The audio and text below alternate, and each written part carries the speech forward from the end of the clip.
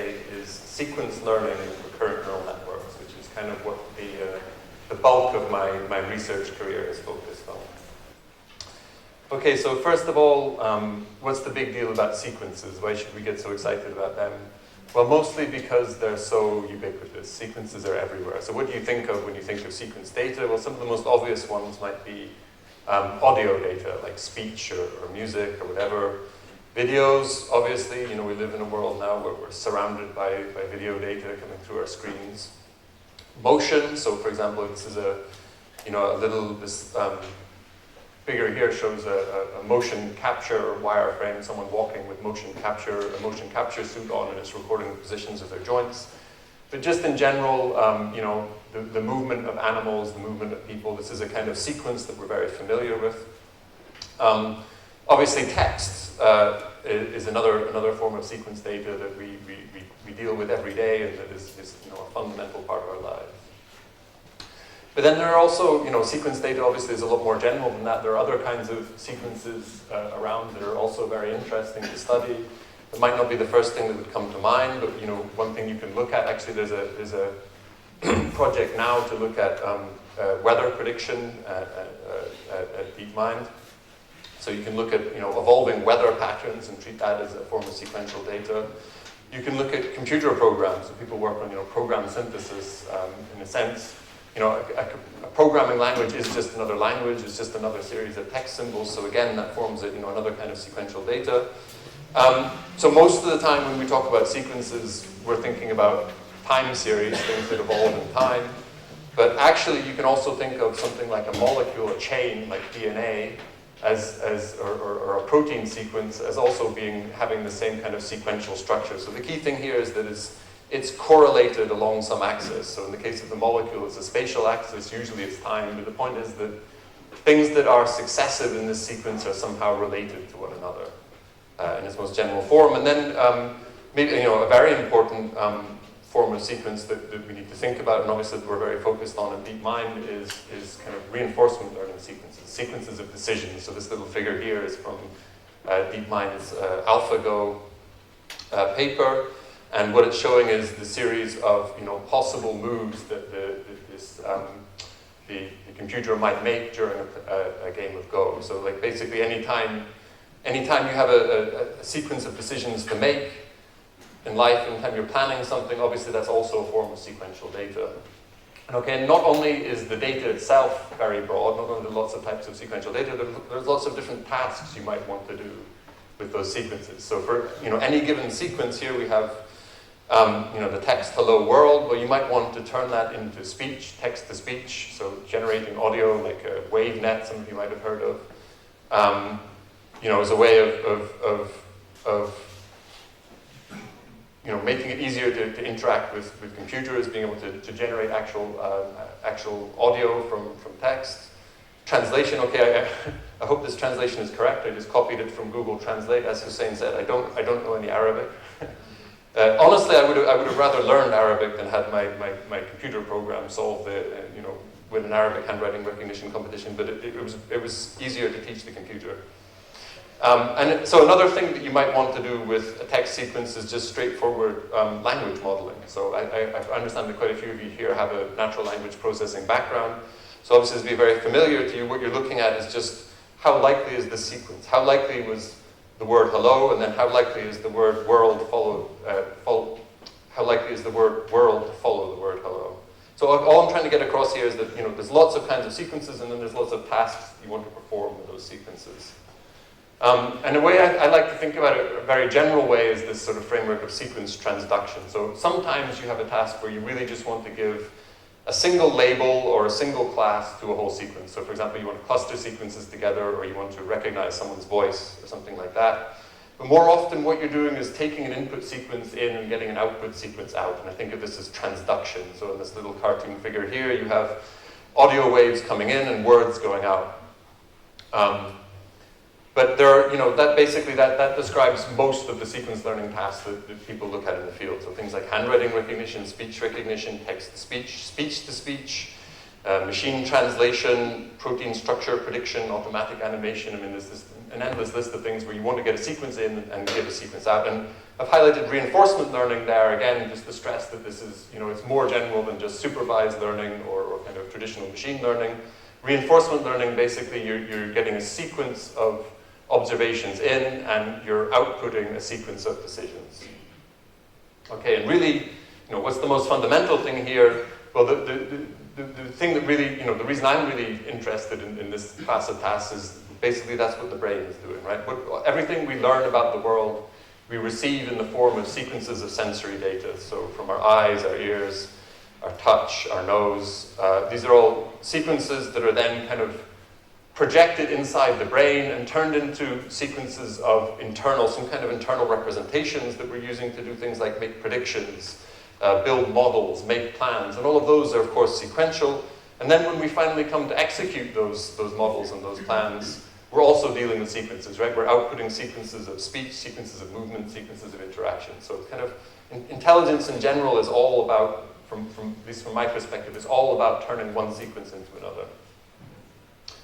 Okay, so, to go from there, I guess you should ask the question, well, it's all very well, okay, so the human brain can do all of these things, so can we build some sort of artificial algorithm or architecture that's as general as this, that's able to take all of these different types of sequence in and produce all of these different types of sequence out? And then the questions you have to ask at this point is, well, what's common about sequences, right? Like, if we're talking about something that's completely generic, that can deal with text, that can deal with video and everything else on an equal footing, what can we say that's in common about all of these different types of data? And one thing that you always come across in sequence learning is this use of context, like the surrounding context of a piece of the sequence. So this funny little mark on the screen is actually a letter, but if you look at it on its own, it's basically impossible to tell what it is. If you look at it in the context of the surrounding word, you can immediately see that it's an N. It's the N in the tense. And so, I worked on handwriting recognition for several years, and this was, basically this was the single most fundamental thing, was to make sure that everything you did, every decision you made about the data, you made sure you had enough context information such that you could really make sense of what you were looking at. So that's a universal thing that you see in every sequence. Another one that's slightly more subtle is what I call sequential distortions. So in general, when you get sequence data, you're going to see something that is essentially the same pattern that is kind of stretched or shrunk or translated or otherwise somehow distorted from the original. And you have to be robust. You have to be able to generalize across those types of distortions. So what do I mean by that? Well, this here is, I don't know if any of you are familiar with the Timid speech data set. It has these weird prompts that they gave people, like, she had your dark suit and greasy wash water all year, which is a sentence that probably no one has ever uttered in real life, but they chose them, I think, to be have a particular balance of phonemes or something like that. Anyway, what we have here are two spectrograms of two different people saying the same thing. And so at first sight, they look like pretty much different sequences, but if you look at those for a while, you can start to line them up. You can start to kind of see that maybe this thing equates to that and this thing equates to that. But there's somehow the same pattern is appearing in both of those sequences, but it's slightly distorted one from the other. And because if you heard this said, you would immediately hear that they were the same thing because your ear sort of does this automatically. But it's kind of instructive to look at the data in an unfamiliar form like this and realize that, what an algorithm has to do to be able to recognize speech, to be able to generalize, is to be able to somehow map from this to this and from this to this, to be able to generalize across these sorts of distortions. And I mean, I think you've all heard a little bit about convolutional neural networks in this course so far, and in some sense, what they are doing is generalizing across the kinds of distortions that you get in 2 dimensions, in images, so things like affine transformations, changes of scale, changes of translation, and things like that. So basically, this is a sort of universal thing about neural networks, is if there's a type of transformation that we want them to be robust to, in some sense we want to build that into the architecture. It's an inductive bias we want the system to have. And at the bottom here, you have another example of sequential distortions, which is people this is from handwriting. So if you imagine this handwriting not as an image, but as an online trace of a pen position, so online handwriting they call it, then you can imagine that the trajectories that the pen took for these 3 different examples they're kind of similar, but they're also kind of different. So there's a little bit, this one on the right has a bit of a different shape. It has this loop that the other ones don't have, but generally it's the same kind of path the pen's following, but it's just going to happen a little bit slower, a little bit faster, a little bit shifted around, okay? So there's this idea of building in distortion, I think, is another universal property that we want our universal sequence transduction machine to have. And I think basically the way to achieve both of these things is to use memory. So human memory compresses events along with their surroundings kind of automatically, right? Everything's always in context in our mind. We don't remember anything kind of completely isolated from the situation in which it happened. So that kind of automatically gives us this ability to use contextual information. And also, if you think about how your memory works, it's not very absolute. It doesn't record, absolute times or absolute offsets or positions. It's much more about relative orderings and spacings. And that immediately tends to give you this kind of generalization that I'm talking about here. So once you take these things and think about them as more like a series of events, so this is like a sound, that's another sound, that's another sound, these are kind of phonetic, low-level sounds, then it becomes a lot more kind of natural that you can generalize across different versions of the same thing. So, that brings me to the very basic recurrent neural network architecture, and it's actually super simple. It's just like a feed-forward network, except that you have, so this is an MLP, except that you have these extra recurrent connections. What do I mean by recurrent connections? It just means that just like all these arrows going from one layer, all the units in one layer to the next layer, you have a whole set of arrows going from all the units in this layer to units in the same layer. So it's a very small change. In terms of the equation, in terms of the actual equations, it's really a small thing. You just have another set of weights, basically, that weren't there. But it actually has a profound effect on the way the system performs, because this self-connection allows the network to build an internal representation of past events. So basically what it does is it gives the network a memory. What do I mean by that? Well, something comes in at one time, and it goes up to, let's say, influences this unit here, but then at the next time step, that unit then feeds back and influences this unit here, or this unit here, and so on. And that means that at any time in the future, there, in principle, can be some trace of the information that arrived in the past. So in other words, you're keeping the information around by cycling it around and around inside the network. And that's what you have for your memory. And so basically, this standard architecture, again, it's very simple, mathematically very simple. It's just like a deep net, only it's going sideways. And I guess the other difference is you're sharing weight. So if you imagine if this is a deep net, the input's coming here, it goes through a bunch of layers and you get an output. And I'm sure you've seen this already.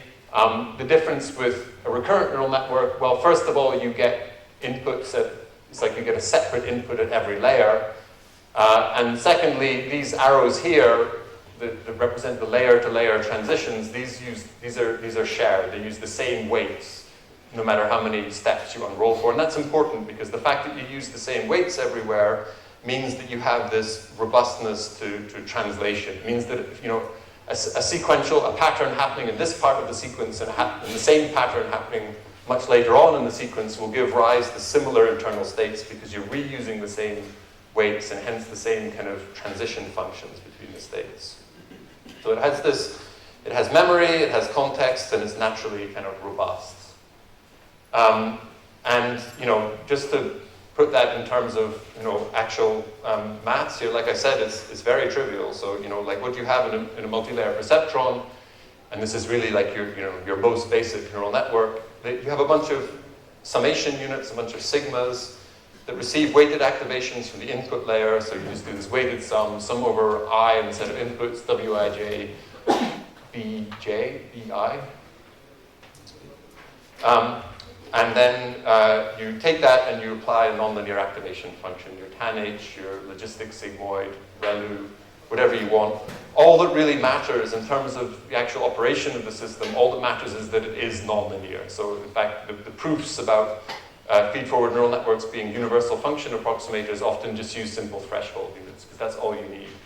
And I'm sure you covered this already, but if that isn't nonlinear, if that's just a linear function, then it doesn't matter how many layers you stack on top of each other, all you have is one big linear operator. So your system is if you don't have nonlinearities, you're fundamentally limited. That's the one thing you really have to have.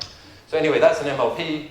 An RNN looks almost exactly the same, except that now you're receiving inputs from one time step back. So if we're using, I don't know why I'm using S as a time index here, it's a bit weird, normally you can use T, whatever. But at time step S, you receive the weighted sum, the activations from the input, and you also receive the activations from the hidden layer at the previous time step. So like basically, stuff's going up here from the input, but it's also coming along here from the previous time step. And then you do that, and you just apply a nonlinear activation function, just like an MLP. So there's really not much to it. And so then, as with normal MLPs, the question is, well, what do you do with the network? And this is where the output layer comes in. And I think it's an important point to make about neural networks in general, that as opposed to other probabilistic models, which some of you may be more familiar with, there's no real probabilistic interpretation for the states of an RNN. So the states, as in the internal activations, or of an MLP, the internal activations of a neural network, they're just a deterministic function, a big parametric, highly kind of complex function. But usually where the probabilistic interpretation comes in is at the output. So typically what we do is we say, whatever task it is we're trying to do, we define an output, a distribution over that task, and then the output activations of the neural network parameterize that distribution. So the simplest one, the most common one, is your output space is a set of discrete classes, and then use a softmax function to give you a normalized discrete distribution over classes. So just what's the probability of class K given some input X and my current set of weights W. And all that is just you take this vector and you normalize it. And so this is all just like normal MLPs, and actually you can reuse other output functions, logistic units, you do binary classification.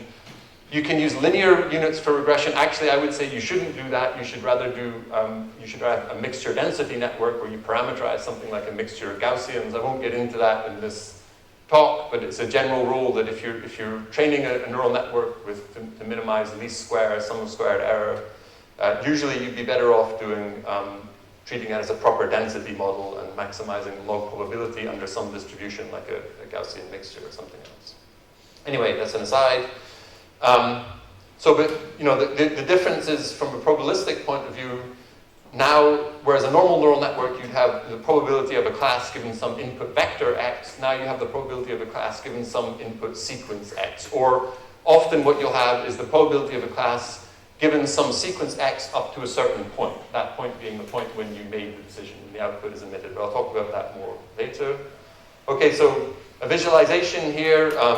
You know, what happens in an RNN? You get your input sequence in. This is in the form of a spectrogram.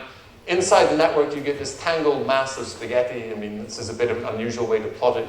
A heat map might be a bit easier, but either way, it's not very interpretable is the point I'm trying to get across. It's some complicated function of what went on here.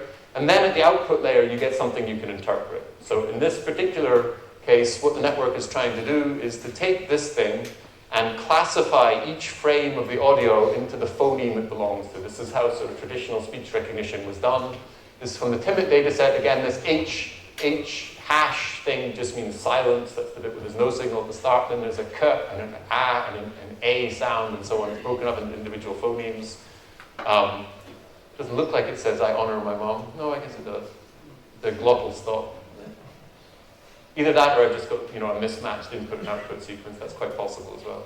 Anyway, that's not important. What's important is what's going on at the output is it's outputting these, what these colored lines here represent are the probabilities of different classes. So you can see at this point here, it thinks that the Q is output with some probability, but it's not completely convinced. It's sort of, it thinks it's kind of halfway torn between that and some other outputs.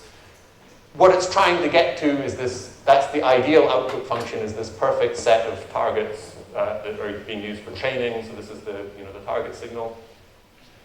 Anyway, it's very much like, you know, a normal NLP being used for classification, except everything is a sequence. There's an input sequence in, an output sequence out, and you can see that these things change dynamically, right? Inevitably, because it's a sequence, because it's a dynamical system, you get this kind of smoothness property where things change smoothly from one time step to the next. There's an evolution of the network behavior going on. Okay, so that's how the network is sort of used. That's what the outputs mean. And then, so how do you train it? Well, like, this is I'm going to let you all in on a secret if you haven't realized already. Most of deep learning is mathematically really, really simple, right? It's basically a bunch of kind of high school calculus run on very powerful computers. So, how do you train an RNN? In most cases, it's much like the way you train a normal feed-forward network. You define some error function that the network has to minimize in your training set. You want to make sure this error function E is differentiable because you want to train with gradient descent, generally speaking. And usually what you're doing is, if you've defined a probability distribution over the space that you want, the outputs, then the standard loss function, error function, is just the negative log probability of the data given the network weights. It's very trivial, it's maximum, basic statistics, maximum likelihood. And that then decomposes, sum over all of, so this is specifically for supervised learning, where we've got inputs X and targets T. That's why I didn't use T for times. I've used it for targets. Well, that's a bit unusual, but never mind. And so you sum over all of these different sequence pairs, input target pairs, and you compute the sum log probability. Okay, I'm sure that's all quite familiar to you. And then from then on, it's just standard backpropagation. You can calculate the matrix of partial derivatives at the output. You calculate the partial derivatives of the error with respect to all of these weights, all these parameters, and then you just use gradient descent to follow the gradient. And I think you've already had a lecture on optimization. There's a lot of ways of doing gradient descent. It's more sophisticated than that, but we'll just leave it there for now. Okay, so in practice, these so-called deltas, these partial derivatives at the output of the loss with respect to the outputs, take on for classification at least, they take on a very simple form. It's basically take the whatever it was that you emitted and subtract from that the target that you were supposed to hit. The difference between those things, that's the number. So basically you see, given those targets and those outputs, these are the errors. This is what the network gets back as a training signal. And then you do backpropagation through time. So have you looked at backpropagation already?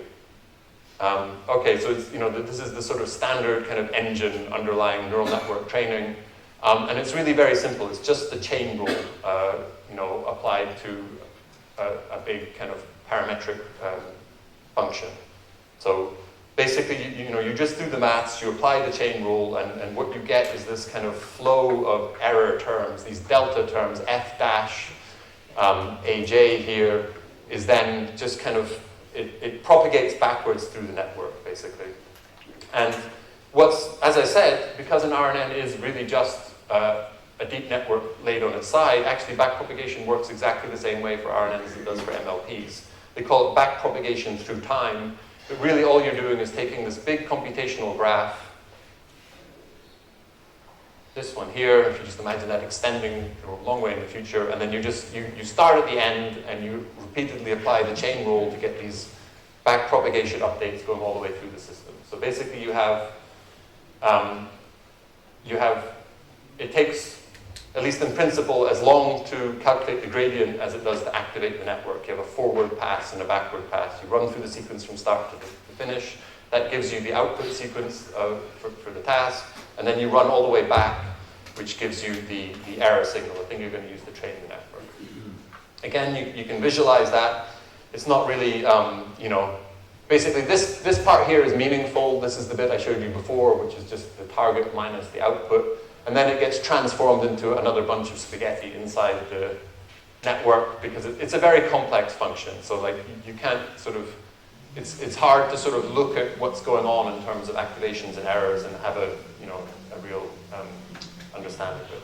Okay, so that's, basically what we've done up till now is kind of like the bare bones of the most standard sort of vanilla recurrent neural network, which was until, I guess, maybe like the early 90s, pretty much the only kind of neural network people looked at. But there was a problem with it. And what it is that, as I said, the whole point of recurrent neural networks is that they have a memory. That's the thing that makes them useful. In practice, this memory was pretty limited. Why is it limited? Well, because essentially, as I said, the inputs come into the network and are cycled, repeatedly cycled around this hidden state, and that's how it stores the information.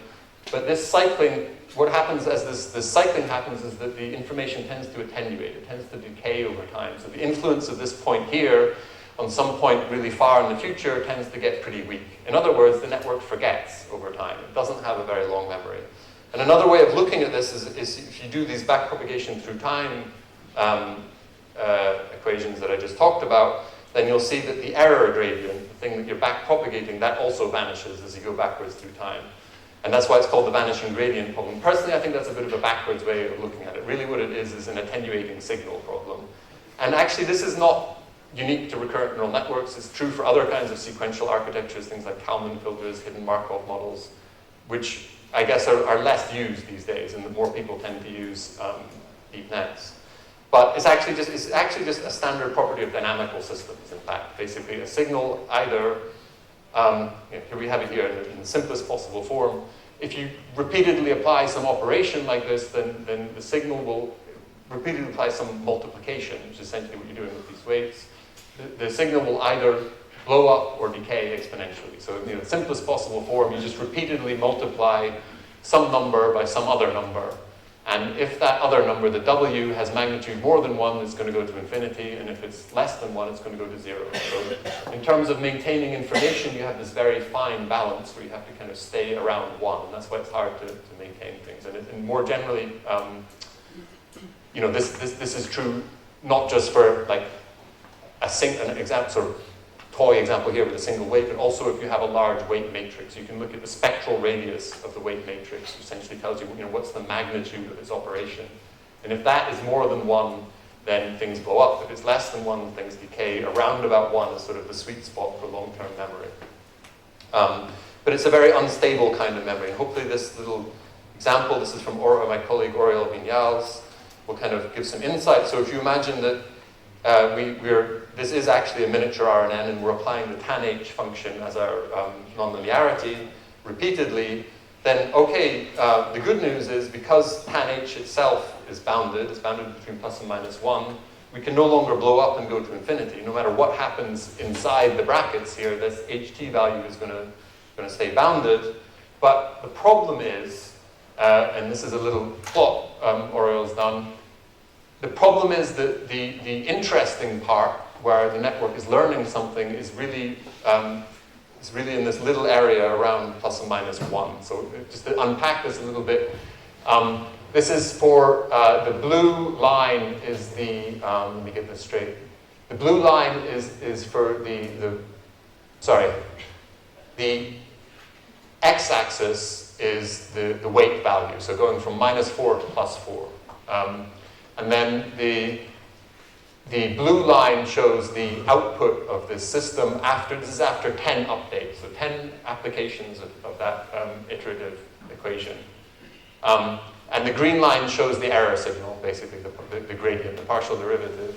And you can see basically that what happens with the activations is as you move away from magnitude 1, so you move away from minus 1 or plus 1, you either go to 0 or 1. You just flatline at 0 or 1. We call this like saturating this is, I'm trying to wonder why this is going to 0 and not minus 1. Maybe this is logistic sigmoid and not tanh. Either way, we talk about the activation function saturating, and what that means is no more information is actually flowing. And you can see that no information is flowing because the gradient has gone to 0. So the gradient's 0 all the way around here. It's 0 in here, and it's 0. So basically it's only non-zero in this little region around plus and minus 1. And that means it's only in that region that the system is learning anything, that the information is flowing. Okay, so I hope that gives you a little bit of insight into, and this kind of killed off, this simple kind of insight killed off recurrent neural network research in the 90s for quite a while. People were like, okay, that doesn't work, we need a new system. But at the same time, way back in 1997, Sepp Hochreiter, and along with my PhD supervisor, Jürgen Schmid-Huber, developed a new type of recurrent neural network that actually kind of, by design, gets around this problem of vanishing gradients. And they called it long short-term memory, or LSTM for short. And it was designed, basically, built from the ground up to have a better memory. And the way the memory works is that instead of just having this summation that then gets fed back into another summation, you kind of break down the internal structure of the unit into several parts. And what's really crucial about it is you have these multiplicative units. So on this graph I've tried to show here, it's a little bit hard to interpret. All of these lines with multiple arrows coming in are just normal sigma units. So summation units followed by nonlinearity, just like in a normal RNN. But then the outputs of those things are then multiplied together at these points. So this is an input that comes from the rest of the system. This is a number between 0 and 1, which we call the input gate. Those two get multiplied together. What does that mean? Well, if this number is close to 0, then it's like the gate is closed. No information is going through there. It just gets set to 0. If this number is close to 1, the information passes through unchanged. That's why they're called gates. They're a way of sort of saying, is information allowed to flow or not? And they can switch off quite sharply between 0 and 1. And similarly, there's a multiplication here that says, this is the cell here. This is kind of like the place where the information is stored in the network. And what this unit can do is decide to wipe the cell. If that goes to 0, then the contents of the cell get reset and the network forgets everything. The cell forgets everything it's stored. Otherwise, if that's 1, it retains it. And the same for the output gate. And the way I like to think of these are like differential versions of read, write, and reset operations, like in a sort of digital computer. So the input gate is the one that decides whether or not you're going to write some new information. Writing here just means adding a number to whatever was already in there. The output gate decides whether or not you're going to read that information from the cell, whether the rest of the system is going to access this information. And the forget gate is a reset decision. Are you going to get rid of the previous value of the network?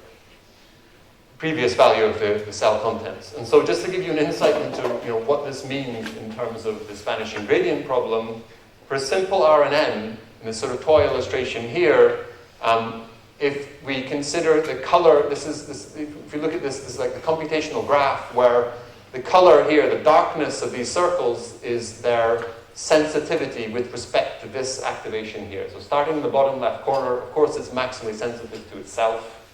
Derivative, when I say sensitive, I mean like the partial derivative of any one value with respect to this one. Obviously, it has a derivative of 1 with respect to itself. At the first time step, you can see, the activation at the hidden layer is quite strongly dependent on this. But then already at the next step, some new information flowed in from here, and this information got attenuated a little bit just by these recurrent, equations, and so on. As you go on through time, you get this exponential decay. So that basically, this activation or this output way over here depends very little on this output here. Now, when LSTM is working properly, what it can do is by really opening and closing these gates. So if it sets them to numbers very close to 0 and 1, then information can basically flow up to here and then just flow on unimpeded. So the input gate is closed all the way along here. That means no new information is going in. The reset gate, the forget gate is open, so it's allowing the information to flow through. And then every so often here, the rest of the system accesses the cell. The rest of the time, it doesn't even access it. So basically, there's more like a kind of binary control over how information flows through the network. And this really allows a piece of information to be stored for a long time and then accessed a long time later. And it's important to realize that at any one layer in an LSTM network, there's hundreds or even thousands of these cells operating in parallel. So all of those things can have different patterns of remembering and forgetting, meaning one cell can store a piece of information from a very long time ago, another one can latch on to something more recent, and so forth. So now you have a system that is somehow not just passively receiving information and doing something with it, it's learning how to control that information and how to manipulate it. And there's also, and so this is another thing that's important to realize that this is from 1997, and it didn't really catch on until maybe 2010 or something like that. So this system's around for a long time, but it somehow didn't, its day didn't come until a lot later, put it that way. And there's also this gated recurrent unit, or GRU, which is essentially just a slightly simplified version of LSTM. These are the equations here. It basically uses, there's actually several variants on the system, and the key thing is always to have these multiplicative interactions. That's the thing that allows you to store information for a long time, because multiplications allow you to switch on and off the flow in a way that additions don't. Okay, just to take a little bit of a kind of philosophical digression here, should keep an eye on the time. You know, I mentioned the forget gate in this system, and it seems kind of odd in general. Why, you know, if what we care about is memory, why would we design a system to be able to forget things? And more generally, you know, a digital computer, we can store vast amounts of information now, right? Like it's not unthinkable that we could store our entire life's experiences on a single, you know, on a phone or something like that. But doing that wouldn't really give us the kind of memory that we want. It wouldn't give us the kind of memory that we can use. And I think this was beautifully kind of encapsulated, this idea from a short story way back in 1942 by Jorge Luis Borges. And it's called, at least in translation, Funes the Memorious. And I just think it's worth reading some of this text here. So it says, he remembered the shapes of the clouds in the south at dawn on the 30th of April of 1882, and he could compare them in his recollection with the marbled grain in the design of a leather-bound book which he had seen only once. So the main character of the story has a fantastic memory. He can remember absolutely everything in perfect detail, and it is caused in the story by him falling off a horse and injuring his head. But then there's a problem, right? He can remember absolutely everything, but somehow he can't do anything with all that memory, right? It says here, it wasn't only difficult for him to understand that the generic term dog embraced so many unlike specimens of different sizes and different forms. He was disturbed by the fact that a dog at 314, seen in profile, should have the same name as the dog at 315, seen from the front. Which sounds kind of ridiculous, right? But then if you realize, until sort of quite recently, until deep learning got going, that's actually the position computers were in. They could store information exactly, but they couldn't generalize. They couldn't see connections between patterns. So every image looked completely different from every other one. Every sequence, even if it's just a slightly distorted version of another sequence, looked exactly the same. And so what the way he kind of summarizes it is, to think is to forget a difference, to generalize, to abstract. In the overly replete world of Funes, there were nothing but details. So anyway, what I'm trying to get at here is that it's not actually difficult for us to make systems that store lots of information. In some sense, what's difficult is getting them to forget information. It's getting them to store relevant information and ignore other information. It's the real challenge here. Okay, so now on to some other kind of extensions of the basic RNN architecture. So, you know, obviously these normal recurrent neural networks, they're a graph that kind of flows from left to right over time, which means they're only storing information about the past. And that's fine, for example, if you're, you know, when you're doing something online, you're interacting with the real world, you're a robot that needs to be controlled or something, well, you only have access to the past. You don't know the future. But often, actually, we do have some future context. So, for example, when someone says something to you, you can wait till they're finished speaking, hold the whole thing in your mind, and then try to kind of figure out what they were saying or what it was that they wanted. Obviously, even more so if we're looking at something like molecular structure, where there actually isn't a past and a future, there's just a left and a right. It doesn't make any sense to distinguish between them. So anyway, you can do this quite easily with what's called a bidirectional RNN. And essentially all that means is you scan the data going forwards with one network, and then you scan it going backwards with another network, and then you put the two things together. And this was developed in 1997 by Schuster and Paliwell. Basically the computational graph now looks like this. Instead of just, this one graph with information flowing left to right, there's another one with it flowing right to left. What's kind of important about this is that it's what we call a directed acyclic graph. There's no cycles here. So, one sort of naive way you can do a bidirectional RNN is just have information flowing from both directions at once. But then you lose this kind of efficient pass where you can update everything in the sequence in one go. Basically, then you have a system that you'd have to hold the input sequence fixed and allow the activations of the network to converge. You'd have a system with, basically, because it would be a cyclical graph. So the bidirectional RNNs are kind of a clever way of getting all the information about the future and the past together without ever having to break this kind of acyclic design that makes current networks efficient to run. Okay, another very obvious thing you can do is you can just stack RNNs on top of each other to make them deep, just the same with feed-forward nets. So now you have kind of depth in time going that way, but you also have depth in space. And this sounds completely trivial, but this one change was the difference between, so I've been working on speech recognition for, I forget how many years, maybe 5 years or something like that, and I had results that were kind of okay with the recurrent neural network, but still weren't significantly better than what people were using before, this kind of hidden Markov model framework. But then this one trick of stacking the network up on top of each other immediately gave me state-of-the-art performance. Like it immediately jumped several percent, in terms of the recognition rates. In much the same way that deep networks in general suddenly got a lot more powerful once people were able to stack them up for really a lot of layers. And I think there's something very important about having multiple transformations. What it means is, the number of steps between the input and the output is greater. The number of nonlinearities applied is greater. It means the function can affect a more profound transformation from input to output. And you can put all this together and you get deep bidirectional LSTM, which is, basically was my way of kind of getting all of the benefits at once. And this is kind of and you can see here these are like individual LSTM cells stacked up in this kind of array.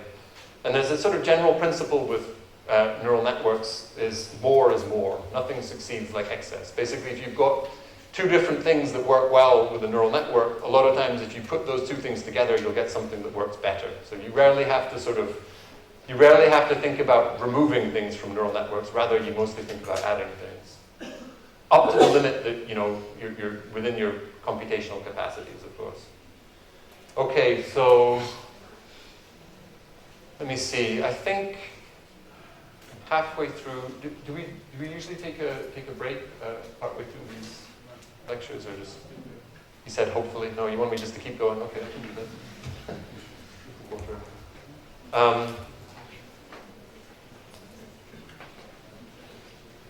Okay, so I'll try and go a bit more quickly through this idea of multi-dimensional sequences, multi-dimensional recurrent neural networks. The systems I looked at so far were really designed for 1D sequences, things like time series, things that go from left to right.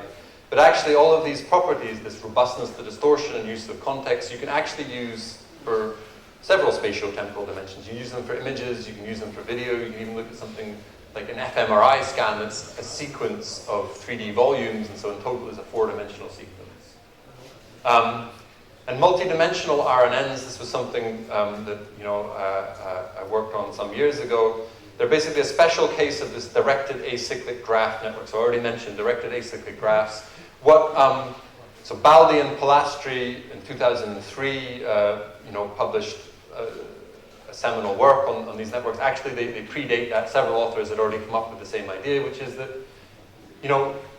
this is just one particular computation graph. You could take any graph, as long as it's acyclic, and if you reuse the weights in certain places, so like, as I said, these parameters here are shared. That parameter is the same as that one, same as that one, same weight matrix. You can stick together any graph in any kind of weight sharing, and then you can build something that has, you can build the structure of the data sort of inherently into the architecture of your system. So that sounds a bit vague. For multi-dimensional recurrent neural networks, it's really simple. Basically, you're going from a chain to a grid.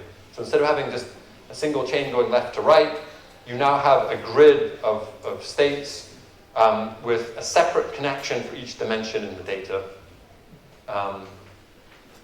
Skip this slightly. So, and again, you can use the same tricks as you can apply LSTM basically in this 2-dimensional context, much like it was applied in the 1-dimensional context. Only now you have more self-connections with more forget gates.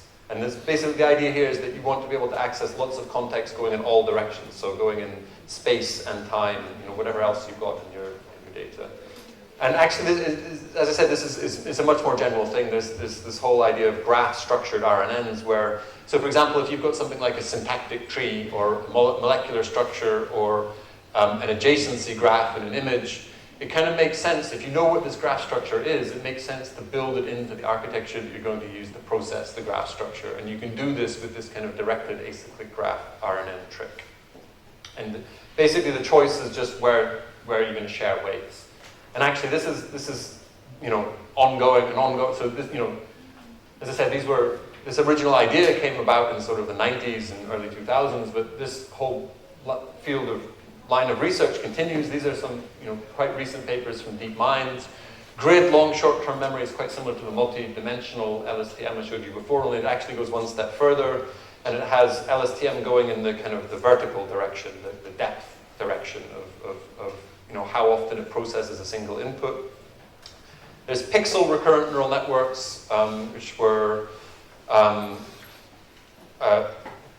way of using RNNs for two-dimensional data.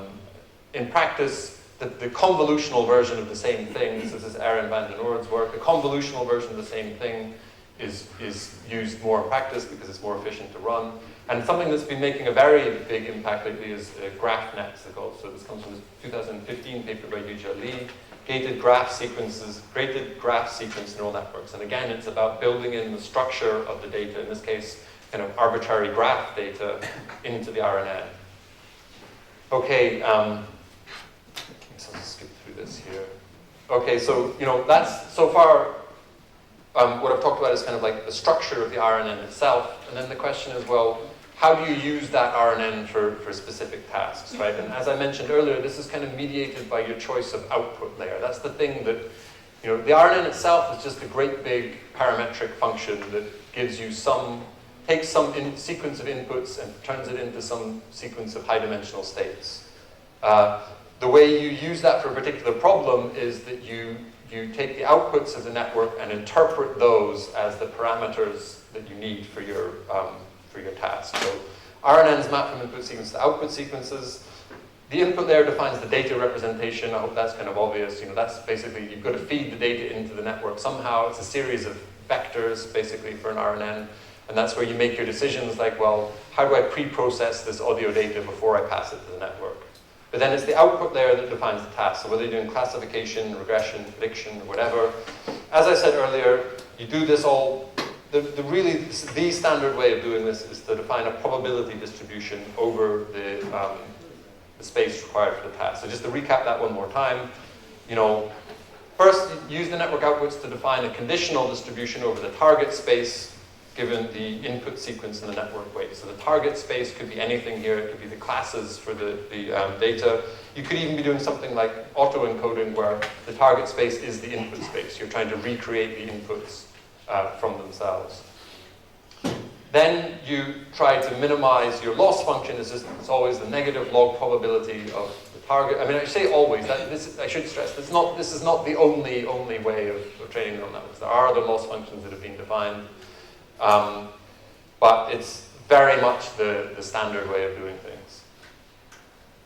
And then basically once you've got some new input, what you generally want to say is, well, what's the most probable output given that input? So given some new image, what class do I think it belongs to? Is the dog output more active than the cat output?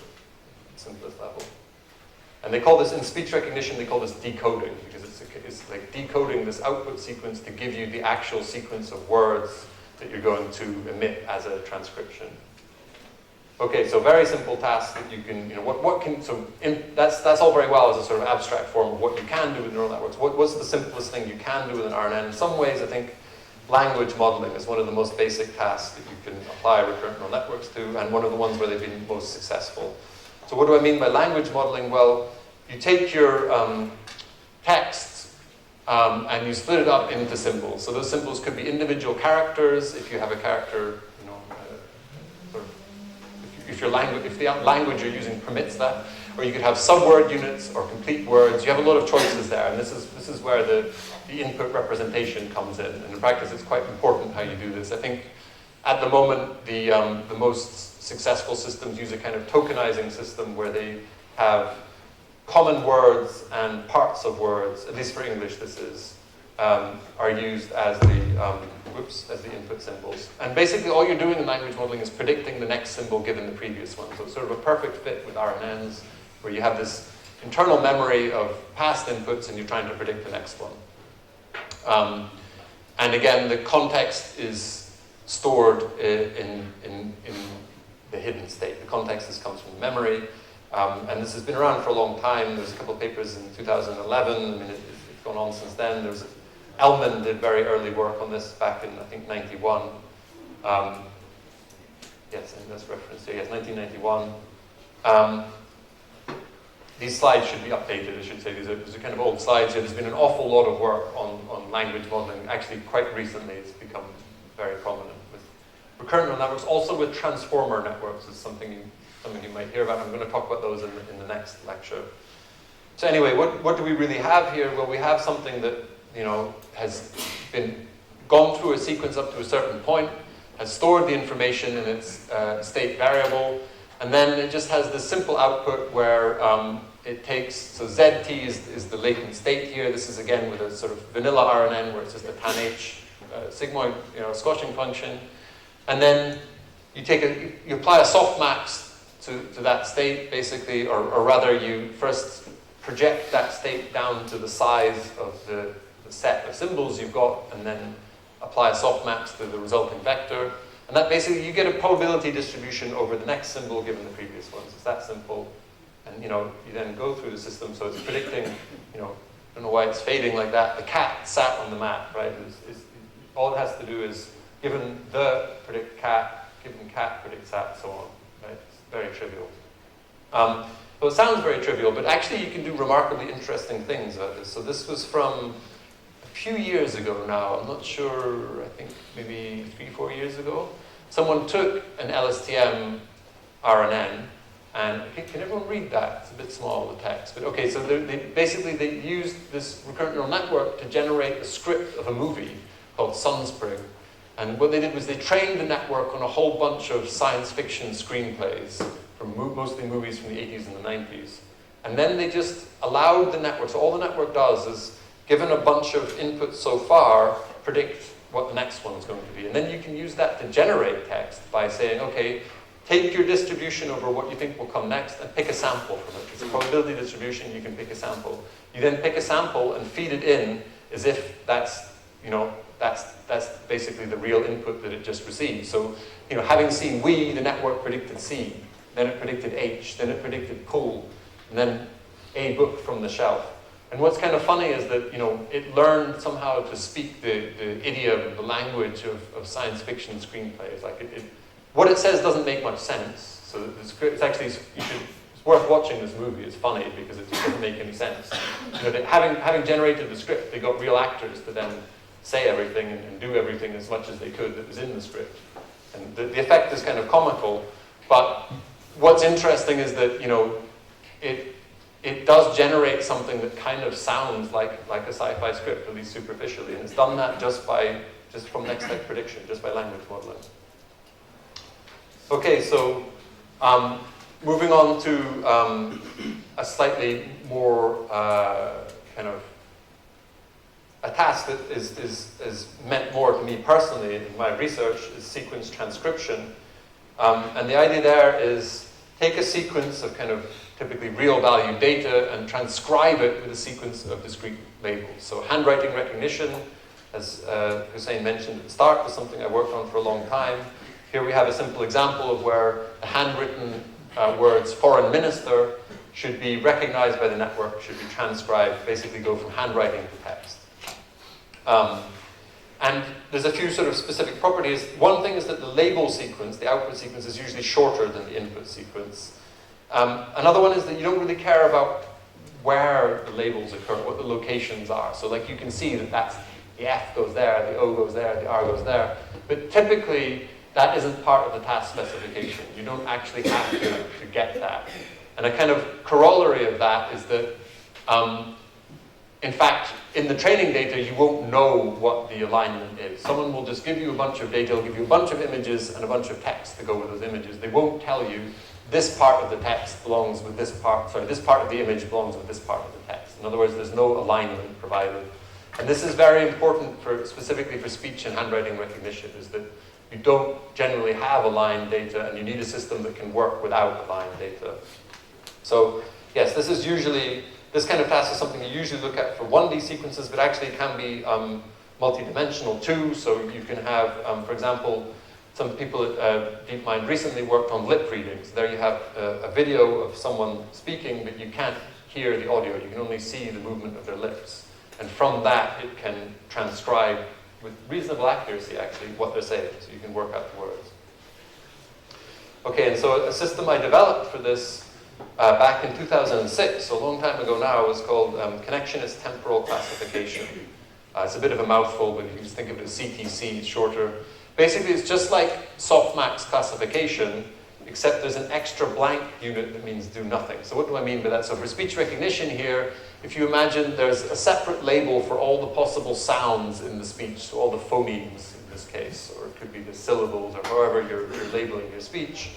And then you also have this extra output that means don't emit anything, and that's shown here with the gray dotted line. So basically you have a system that most of the time doesn't emit labels, and then every so often very kind of sharply decides to make a decision to emit something. So it has this kind of spiking flavor. And what's nice about it is that it gets around this problem I mentioned of alignments, and it does this by learning when to emit things as well as what to emit. And essentially that works. It does that by integrating out over when all of these labels could be emitted. And I'll give you a little bit of insight into that in the next few slides.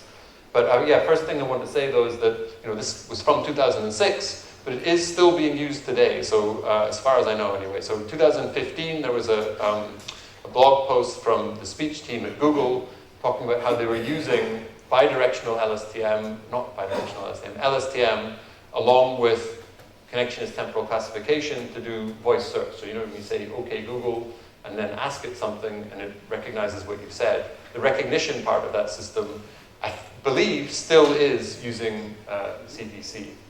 And another place where it was used by Google is when you do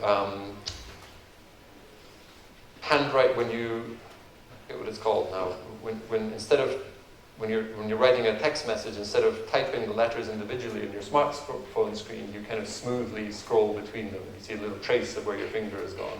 So again, that becomes a CTC task, a transcription task, where there's a sequence, which is the sequence of positions of your finger. That's your input sequence, and then the target sequence is the words you were trying to type. And I believe that at least on a Android phone, I think it's still using CTC. So how does it work? Well, as I said, there's a softmax layer that has as many units as there are labels in the task. So depending on what your task is, I tended to look at speech and handwriting recognition, so it's phonemes, triphones, characters, it's kind of linguistic labels. There's a lot more general than that, and then you have this extra blank unit. And the activations are interpreted as the probability of either emitting that label or emitting nothing. So in a trivial example here, there's just two labels, A and B, and then there's a blank. Each step in time is going left to right. You have a set of discrete probabilities, that being probabilities summed to 1. And those are, did I say A or B or blank? And you can say, okay, the first step, 0.2 probability of A, 0.4 probability of B, 0.4 probability of nothing, blank. And then 0.1, 0.8, 0.1, and so on. And then you can compute a path through this lattice of probabilities. So for example, the probability of emitting A blank blank B, well, you just multiply together probabilities. 0.2 times 0.1 times 0.1 times 0.3. Multiply together the things in the red. See that? And then the kind of clever bit is, well, we don't actually care if it's A blank blank B, or if it's A blank B blank, or A B blank blank. Because as I said, we don't care about the exact locations of these labels, we just care about the label sequence. And so we can do that by removing, basically we collapse together everything with blanks, and we also, one kind of design decision was also to collapse together things with repeated labels. That's not actually essential, but that was how I defined the original distribution. So for example, A blank blank B collapses down to AB. A B B B also collapses down to AB. But B blank B A goes to B B A. Okay, and so then essentially all you have to do is find the probability of any given sequence, so like the sequence AB, you just have to sum up all these different paths, the probabilities of all of these different paths, because they're all independent from one another. You sum up those probabilities and you get the total probability of AB. So it's a big long sum of all these things. If you do that naively, it's very expensive. The sum grows exponentially with the length of the sequence. But you can do it efficiently using a forward-backward algorithm. I might talk a little bit about, go into a little bit of detail about how forward-backward algorithms work later if there's time. But it's something, if any of you have ever looked at hidden Markov models, that's kind of where these concepts were developed. So anyway, once you've done that forward-backward algorithm, you're kind of done. You're back in the normal space where you have the log probability of the target sequence given the input sequence, and then your error function is the negative log probability. You can compute the derivative. So the whole thing's differentiable because it's just sums and products. You can compute the derivative and you can optimize as normal. So again, another example of how that looks in practice. This is for online handwriting recognition. So someone has written once having. The actual data that's stored is the trace of the pen as they wrote this thing. And that's kind of stored here. It's a bit hard to interpret this, but the blue line is the x coordinate, which is basically sort of generally increasing right to left. The green line is the y coordinate. And then there's this extra thing that signifies the end of the stroke, when they took the pen off the board, it was in this case that they were writing on. And you can see there's not so many strokes. They basically, it's cursive, relatively cursive kind of flowing writing. So they didn't lift the pen up that much. They lifted it up. They did once in one stroke, lifted it up, and then they wrote the whole of having, and then they went back and put the dot on, which is a point I'll return to in a minute. What's that? It's not perfect, it didn't recognize the V. So somehow, and probably this little spike here, the little purple one, is quite possibly a V, but it just wasn't confident enough that had happened. But that's the kind of thing that can be picked up by a language model. So like if you have a language model that knows, well, once having isn't very likely, once having is much more likely, it'll correct for that mistake typically. But yeah, I mean, it's never perfect. Like these, even when it does get things right, you can see that the probabilities aren't 100%, and then it has misfires, like there's something that it partially recognized there that wasn't actually there, and so forth. And it's not using any grammar information? At this point, no. So the grammar information would come... just easily say there should be a V here, high probability. Yeah, but so that's sort of done, in practice, there's always a language model on top, and that's where the grammar information comes from. So these days, the language model is itself typically another recurrent neural network that just predicts symbols from previous symbols. And yeah, it can work out these kinds of mistakes. So a very important thing for me in the sort of the development of CTC was that I wanted to get away from this notion of frame-wise error. So in the past, what people had done was they would take an audio signal, they'd use a kind of preliminary hidden Markov model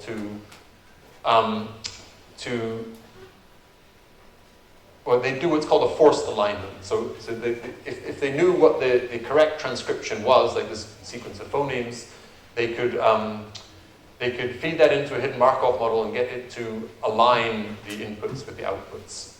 And what I mean there, I mean, you would go back to this notion of, I won't go all the way back to the talk, but like basically you have a sort of direct alignment with the input and the output, or the input and the target sequence, where you say for every single frame of audio, which phoneme was it emitting. So like we're saying here that the phoneme corresponding to DH is emitted for these frames here, for AX it's these frames here, S it's these frames here, and basically the system, the traditional speech recognition system, treated all of those frames as independent classifications. So you'd have either a neural network or maybe a Gaussian mixture model would attempt to model every single one of these classes. And it's a very redundant, I always find this very unsatisfying, it's very redundant, right? Like, we don't really care how many times this S appears, all we want to know is, was an S emitted or not? And so this is where CTC really comes into its own, because if you train something to do frame error, you get these kinds of curves here, where it's sort of partly predicting one label and then another, and it's predicting this S label all the way along here and so forth. Whereas CTC just says, okay, emit nothing all the way up to here, and then at this point here, make a sharp decision to output this particular label. So it's basically, it was a way of, without changing the recurrent neural network architecture itself necessarily, this was just a better loss function for the task. It was a better way of mapping from the recurrent neural network states to the thing you actually wanted to do, which was transcribe the sequence. Here's an interesting thing, is that you can make the underlying network that you're using for CTC be either bidirectional or unidirectional. And obviously, if it's bidirectional, then it's got these, as I mentioned earlier, it's got these two networks going in opposite directions. That means it has future context. And if it's unidirectional, that it can only scan from left to right. And you can see this in the decisions, in basically the timing of when it decides to emit labels. So basically, if you look at the unidirectional one here, it's going left to right. The only way it can identify, for example, this sound here, it has to actually sort of listen to that sound first. It has to have heard at least enough of it in order to be sure what it is. So you'll generally see, so these vertical lines are where a human aligned the inputs for the targets. Again, this is from the Timid database, it's hand aligned. So you can see that a person went through this and said, okay, that's all silence, that's the sound j, that's the sound, the vowel sound here. But of course, the network can't emit these things until after it's heard enough to be sure of what it is. So it waits until this kind of sound here is complete, then it makes a decision. Likewise with this one, it emits. With the S sound, which is quite prolonged, there's a sort of long sibilant, it kind of waits until it's got most of the way through it and says, okay, I've heard enough, I know that it's an S. With the bidirectional network, you lose this kind of, there's no reason for it to necessarily emit labels at the point when they were emitted. So it becomes a lot freer in how it aligns things. And it often does things like this, for example. You see this IH and S sound, it jams them together. And what that really means is it's listened to this whole segment here, and it's basically saying is, I think, or is. And it knows that that's a common combination of phonemes, so it just sort of treats them as one thing and glues them together. Anyway, it's quite interesting. And it's also practical importance, because, for example, for voice search, they don't want to use, Google want to minimize the latency. So when you speak, you get something back as fast as possible. So they don't want to use a bidirectional network, which would mean waiting, buffering the whole thing up, processing it both ways, and then sending it back. Rather, they want something that makes decisions as quickly as possible. Okay, and the gradient flow is how this thing actually trains. Is kind of interesting, but I won't spend too long on it. I think we're kind of running out of time here, which is surprising. I thought I'd never have enough material for an hour and a half. Okay, I'll skip through that.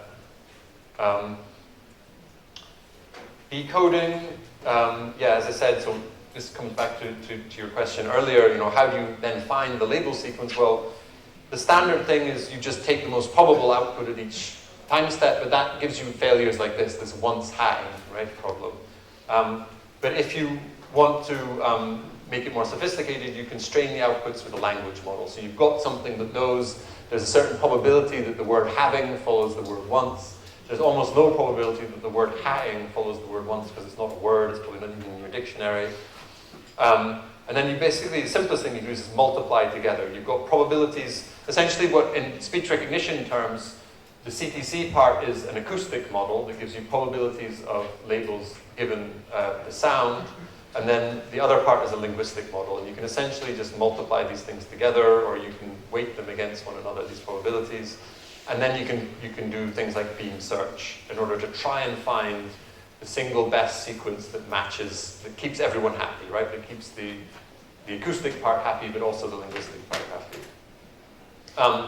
And another thing we did here was, that was quite sort of radical, I guess, at the time, was that we decided to see what happens. This is myself and Navdeep Jaitley, and this is from 2014. We decided to see what would happen if we just got rid of all of this kind of phonetic apparatus that people have been using all along and just went straight from raw audio data to text, to characters. And this works because CTC is so flexible, right? It is completely agnostic as to what the input and output representations are. So you could indeed train it to go straight to characters. So here it has to say his friends, and it has to even output like a little apostrophe after, it has to output things that it can't even hear, right? That are just implicit sounds. And of course, that does make it challenging, right? The nice thing is now it's end-to-end, and you can get rid of a lot of this, so there's a lot of complexity in terms of this hidden under the rug, in terms of how you identify a particular language as a particular sequence of phonemes, and how you go from phonemes to words, and something that has to be adapted to every language separately. And it's quite well developed, but it's nice to be able to sidestep that. But the problem here is that the network has to learn to spell. And in English in particular, that's a challenging problem. Okay, I'll skip through that. The sequential Jacobian is something that I think I'll touch on more in the next lecture, but the basic idea is this comes back to this kind of sensitivity analysis I mentioned earlier. You can say how sensitive is the output at one point with respect to the inputs at other points. And for this particular example here, so again, it's back to this once having line. What's really interesting here is when it emits the letter I, so as I said, there's two strokes going on. One of them was to write the whole of having, and then the other one was to come back and dot the I. And so in order to recognize the I, it needs to bring together two pieces of information, or several pieces of information. One of them being the sort of the body of the I, and the other one being the dot. The dot's really crucial. If you take that away, you know, this thing could be an L, it could be a V. It's quite ambiguous. And basically what I found when I looked at this Jacobian was that there's the decision about emitting an I is actually sensitive to this whole region, which I think corresponds to ing. So basically ing, because ing is a common suffix in English, you can use that to disambiguate the I. And it's also sensitive to this point right at the end where the dot is put there. So this made me really happy when I saw this, because it showed that this LSTM network was doing what I wanted it to do, which was bringing together context that was widely separated in the input sequence. And you can see a similar thing with speech recognition. Basically what we've got here is how does the context kind of, as you have it with this deep network, how does the context kind of spread out as you go down? What happens is, you know, the topmost layers is very focused, very specific, and then it spreads out over this whole region, so this whole part of the speech signal. Okay, yes, and as mentioned at the start, one of the big triumphs for me back in 2009 was to take this complete system that kind of involved everything I'd done up to that point, this multi-dimensional LSTM. It had this kind of hierarchical subsampling like you find in convolutional networks, and it had CTC.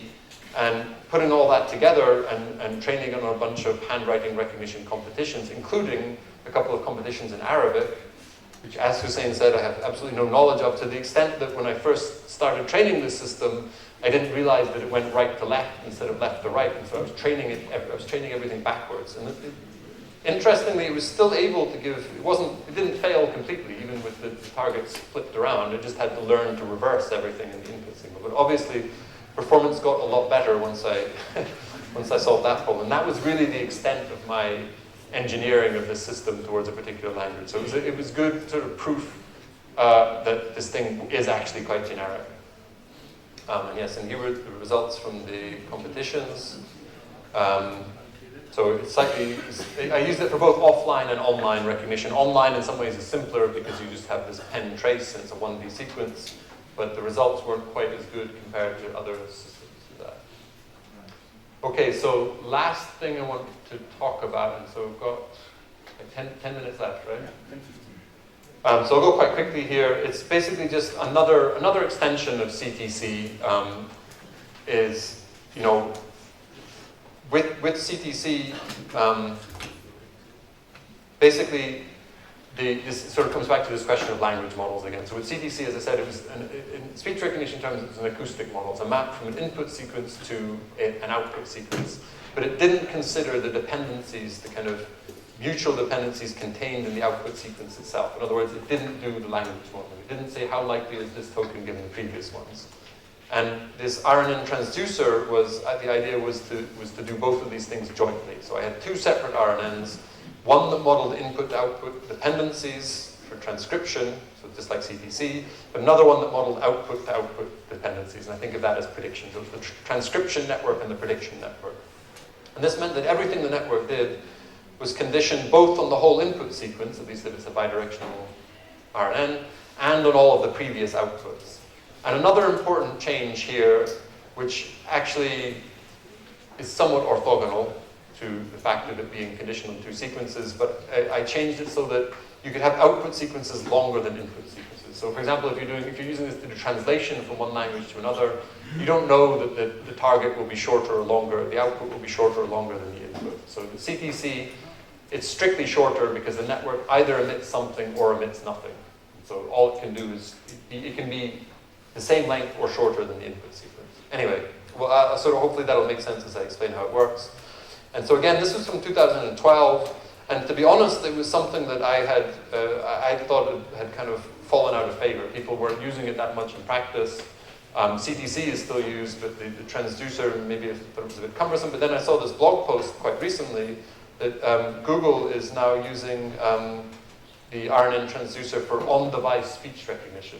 So the distinction here is if you speak to your phone and it doesn't have an internet connection, or the internet connection isn't good enough, it can't send the signal back to the servers and run their powerful networks with huge language models on the servers. Rather, they have to do something light and fast on your phone. And it seems that this transducer model is very good for that. It's very efficient in terms of the number of parameters. So I was very happy to see this. And so, okay, the equations, maybe this is, I think this is a little bit, we're a bit out of time for that, but the basic idea is that there's this kind of output lattice. So in this translation task, you're going from Hund in German to dog in English.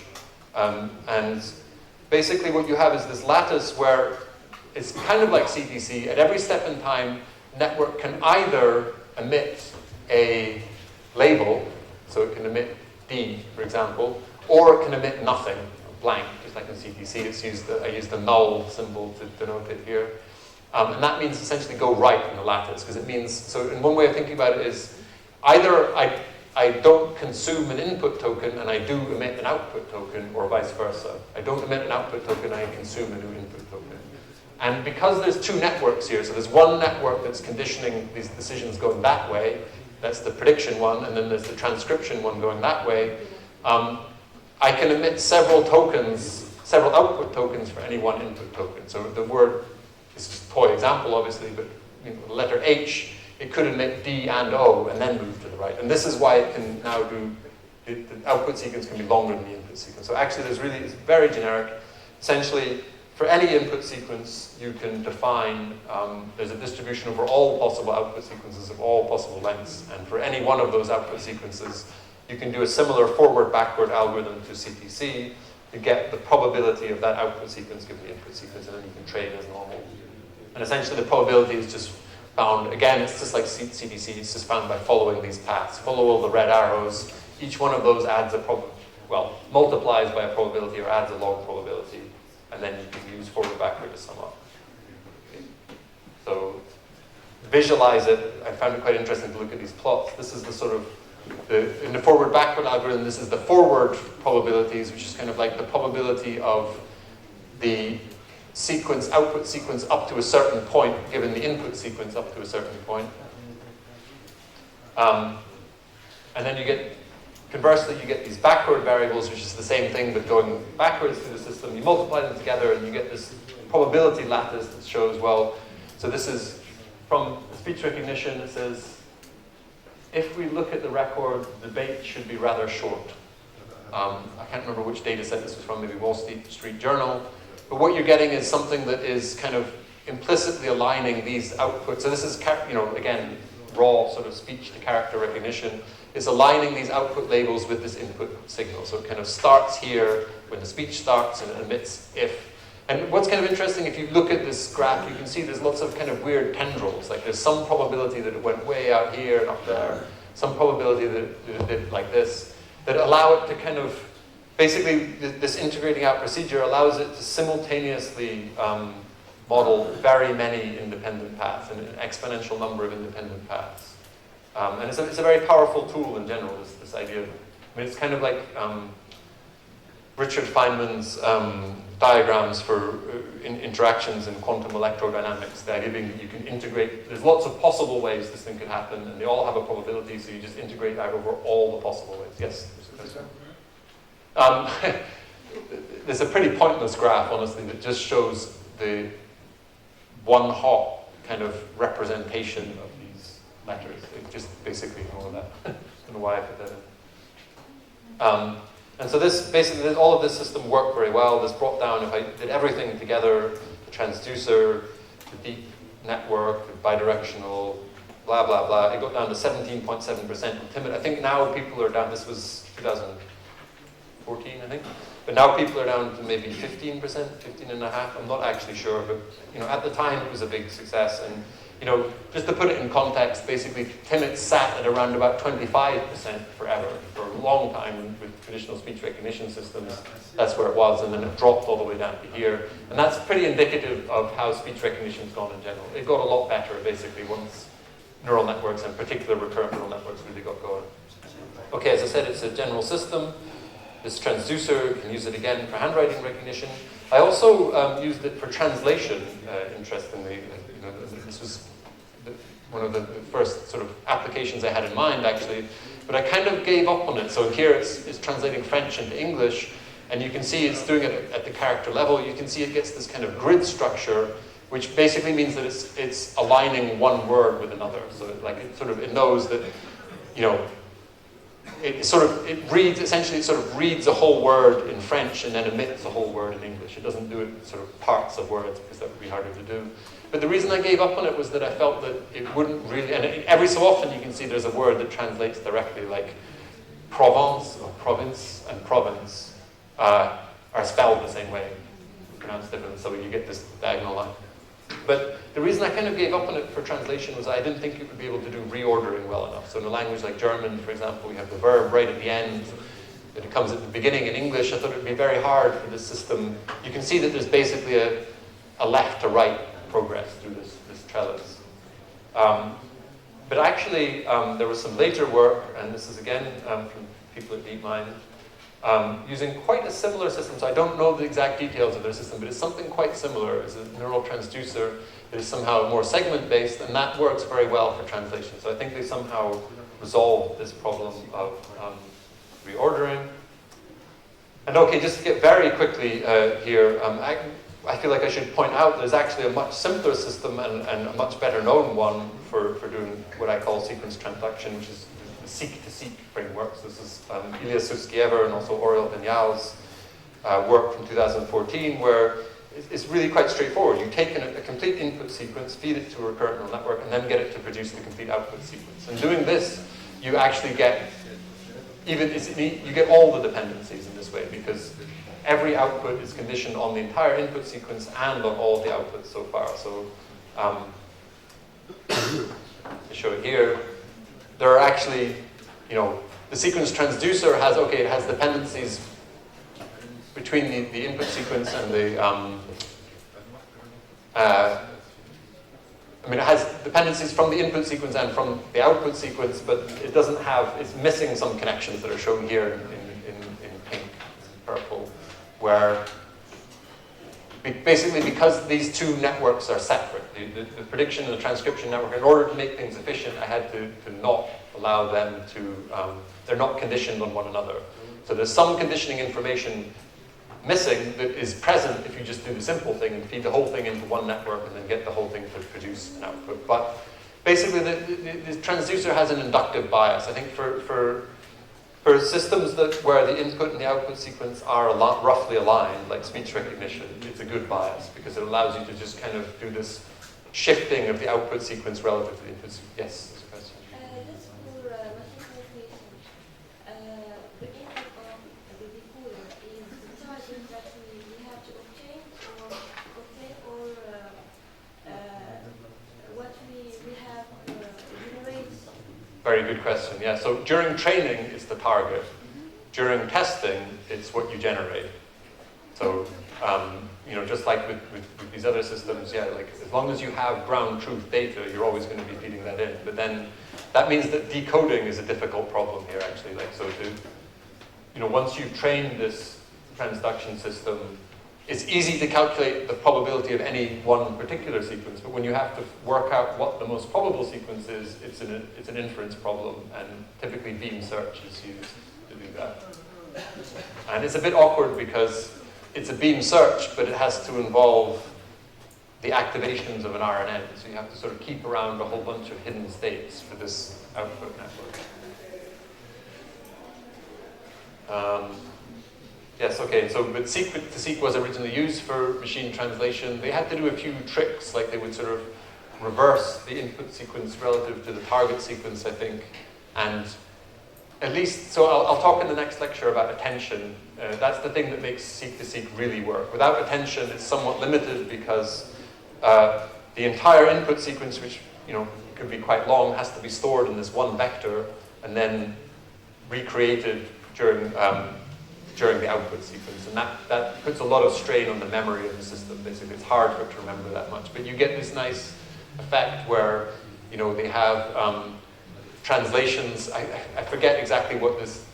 what the interpretation of this graph is, but I think it's basically saying, given some input state, given some input sequence, perhaps it was in French or some other language, you can then generate all of these possible outputs, output sequences, which are all kind of similar in sentiment, but they're saying John respects Mary, John admires Mary, John is in love with Mary. And those are clustered over here, and then the Mary. So I think this is a sort of what this is a kind of two-dimensional projection of the latent state of the network after it's consumed the input sequence. So basically, all of the information about the input sequence is in one vector, one embedding, and then you can look at that embedding and see that the things it generates are kind of semantically clustered. So there's one set over here, one set over there, and a similar thing happens over here. So it's a very interesting idea. You're taking a sequence and you're turning it into this kind of linear vector space. Okay.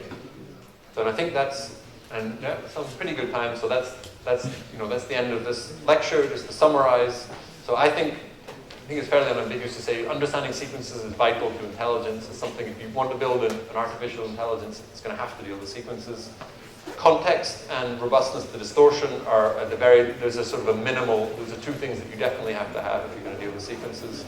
And RNNs use memory, are successful because they're able to use memory to achieve these things. And then there's most of the work that's been done on RNNs over the last, a couple of decades has been on improving this memory, so developing things like LSTM. And finally, I think once you've got the right output layer and implicitly the right loss function to train the network with, you can use RNNs for just about any sequence learning task. Okay, thank you. Thanks a lot, Alex. So if there is any burning question, we just have time for one question maybe.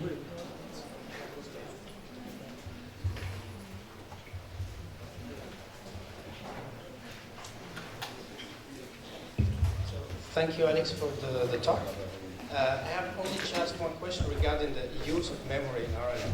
You mentioned at the beginning that this suffering kind of shortcoming related to the vanishing gradient.